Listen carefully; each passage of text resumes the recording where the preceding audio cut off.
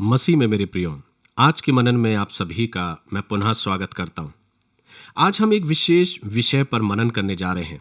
उस सामर्थ के बारे में मनन करने जा रहे हैं जिसे अक्सर हम अपने जीवन में बहुत हल्के में लेते हैं, और वो है प्रार्थना की सामर्थ। याकूब की पत्री 5वें अध्याय के 16वें पद में परमेश्वर का वचन कहता है, धर्मी जन की प्रार्थना के प्रभाव से बहुत कुछ हो सकता है। मेरे प्रियो, प्रार्थना केवल शब्द नहीं पर परमेश्वर के साथ एक जीवित संवाद है। जब हम प्रभु के सम्मुख जाकर सिर्फ प्रार्थना नहीं करते, पर हम अपने जीवन की उन व्याथाओं को, जीवन की उन बातों को प्रभु के सम्मुख रखते, यह एक संवाद है।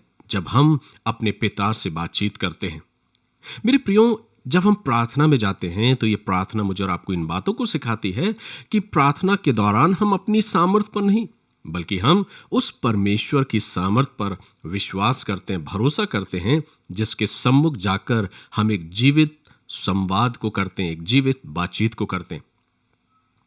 अक्सर आपने और हमने अपने जीवन में बहुत से लोगों को यह कहते सुना होगा कि हमने सब कुछ कर लिया, अब प्रार्थना के सिवा कुछ नहीं बचा। आपने कितनी बार अपने जीवन में इस बात को बोला है कि मैंने सब कुछ कर लिया और अब तो बस प्रार्थना के सिवाय कुछ नहीं बचा। पर मेरे प्रियो, मैं आपको ये बताना चाहता हूं कि प्रार्थना से हर चीज की शुरुआत होना चाहिए। सच्चाई यह है कि सब कुछ प्रार्थना से शुरू होना चाहिए। लेकिन देखा यह गया है कि अक्सर कई बार हम अपने जीवन में अपने सोच, अपने विचार, अपनी क्षमता के आधार पर सब कुछ करना चाहते, परिस्थितियों को बदलना चाहते हैं, स्थितियों को परिवर्तित करना चाहते हैं। लेकिन प्रभु का वचन मुझे और आपको ये सिखाता है कि सब कुछ की शुरुआत प्रार्थना से होना चाहिए। मेरे प्रियो, प्रार्थना हमेशा परिस्थितियों को तुरंत नहीं बदलती।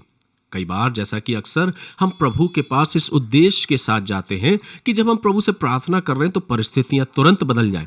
पर यह हमें जरूर बताता है, ये वचन मुझे सिखाता है कि परिस्थितियां तुरंत नहीं बदलती, पर वो हमें और आपको जरूर बदल देती है कि जब हम प्रभु के सम्मुख प्रार्थना में झुकते हैं। और ये प्रार्थना मुझे और आपको चिंता करना नहीं, डर में अपने जीवन को व्यतीत करना नहीं, पर शांति और विश्वास में मेरे जीवन को परिवर्तित करती है। परमेश्वर का वचन मुझे और आपको इन बातों को सिखाता है कि यीशु मसीह ने स्वयं कठिन समय में प्रार्थना किया। जब वो गतसमनी के बाग में गए, उस वाटिका में गए, जब बोझ भारी उनके ऊपर था, वो प्रार्थना कर रहे थे, और उसी प्रार्थना के द्वारा उन्होंने उस सामर्थ को पाया ताकि वे परमेश्वर की इच्छा को पूरी कर सके। तो ये वचन मुझे और आपको ये सिखाता है कि कई बार जब हम अपने जीवन में परिस्थितियों को बदलना चाहते हैं प्रार्थना के दौरान, लेकिन हमें यह भी सीखना है कि स्वयं प्रभु यीशु मसीह ने उन परिस्थितियों को बदलने के लिए प्रार्थना नहीं किया, पर उन्होंने उस सामर्थ को अपने जीवन में पाया ताकि वो परमेश्वर की इच्छा को पूरा कर सके। मेरे प्रियो, आज हम और आप अपने जीवन में जिन दरवाजों को बंद होते हुए देख रहे हैं, वही प्रार्थना उन बंद दरवाजों को फिर से खोलती है। प्रार्थना वो ताकत है जो हमारे और आपके कमजोर हृदयों को मजबूती प्रदान करती है। प्रार्थना वो सामर्थ है जिसमें टूटे हुए रिश्ते फिर से बनते हुए नजर आते हैं, लेकिन तब जब हम स्वयं अपने हृदय की गहराई से प्रभु के सम्मुख जाते। मेरे प्रियो, परमेश्वर प्रार्थना के दौरान हमारी आवाज को, हमारी भाषा शैली को, कि हम किस रीति से प्रार्थना कर रहे हैं, ये नहीं देखता, लेकिन परमेश्वर हमारे और आपके हृदय को सुनता है, हमारे और आपके हृदय को देखता है।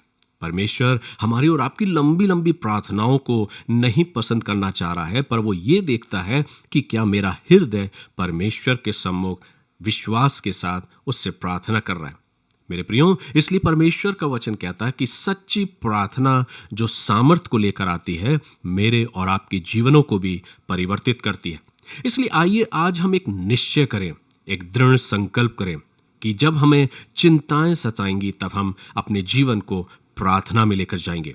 हम प्रार्थना करेंगे और अपने जीवन में अपनी हर एक बातों को, अपनी चिंताओं को, अपनी शिकायतों को, अपनी परिस्थितियों को प्रभु के सम्मुख प्रार्थना धन्यवाद के साथ उस प्रभु के सम्मुख रखेंगे। मेरे प्रियो, प्रार्थना एक आदत नहीं, जैसा अक्सर हम और आपने अपने जीवन में प्रार्थना को एक आदत बनाए, पर प्रार्थना एक विश्वास का जीवन है जिसके बिना हम नहीं रह सकते। इसलिए आइए हम अपने जीवन में एक संकल्प करें कि प्रभु मुझे ऐसा आत्मा दे कि मैं हर रोज प्रार्थना में स्थिर रहने वाला बन सकूं। मुझे विश्वास दे कि जब मैं तुझे पुकारूं तो तू मेरी पुकार को सुने। मेरे जीवन को ऐसा बना कि मैं विपरीत परिस्थितियों को परिवर्तित करने का प्रयास न करते हुए मैं तेरी इच्छा को महत्व देने वाला हो सकूं। और फिर देखिए मेरे प्रियो, जब हम अपने जीवन में प्रभु की इच्छा को महत्व देते हैं तो प्रभु भी मेरे और आपके जीवन में सब कुछ परिवर्तित करता है। जैसा कि अभी हमने वचन में पढ़ा कि जब प्रभु यीशु मसीह ने गत्समनी के बाग में प्रार्थना किया तो परमेश्वर के वचन के द्वारा हम ये सीखते हैं कि उन प्रार्थना के द्वारा प्रभु ने उस सामर्थ को पाया और उसका प्रतिफल ये मिला कि जब प्रभु यीशु मसीह को कब्र में रखा गया, तीसरे दिन कब्र का पत्थर हट गया। यीशु मसीह युग युगानुयुग तक जीवित हुए, लोगों को दिखाई दिए और स्वर्ग पर चले गए। यही है वो प्रार्थना की सामर्थ, जब हम अपने आप को प्रभु के सम्मुख सौंप देते हैं, अपने तरीके से कुछ करने का प्रयास नहीं करते, पर जो कुछ प्रभु चाहता है उसके अनुसार जब करने का प्रयास करते हैं तो हम प्रभु की आशीष को पाते हैं। ईश्वर पिता इन वचनों के द्वारा आप सभी को आशीष दे। मैं प्रार्थना करता हूं कि आपसे प्रार्थना करने वाले नहीं, पर प्रार्थना में विश्वास के जीवन को जीने वाले बन सके। आइए हम प्रार्थना करें। प्रेमी पिता, हम धन्यवाद देते हैं एक बार फिर से आज के इस खूबसूरत और आशीषित पल के लिए। प्रभु, हम प्रार्थना करते हैं कि हमें एक ऐसा जीवन दे कि सिर्फ हम प्रार्थना को एक आदत नहीं, पर प्रार्थना को एक जीवन शैली बना ले और एक विश्वास के साथ अपने जीवन को व्यतीत करने पाए। इस आशा और विश्वास के साथ प्रभु हर एक सुनने वालों पर आपकी आशीष मांगते हैं। प्रार्थना प्रभु यीशु ख्रीस्त के नाम से मांगते हैं, सुनिए और ग्रहण कीजिए। आमीन। गॉड ब्लेस यू मेरे प्रियो। प्रभु आप सभी को आशीष दे। कल फिर हम मुलाकात करेंगे एक और नए वचन के साथ। God bless you.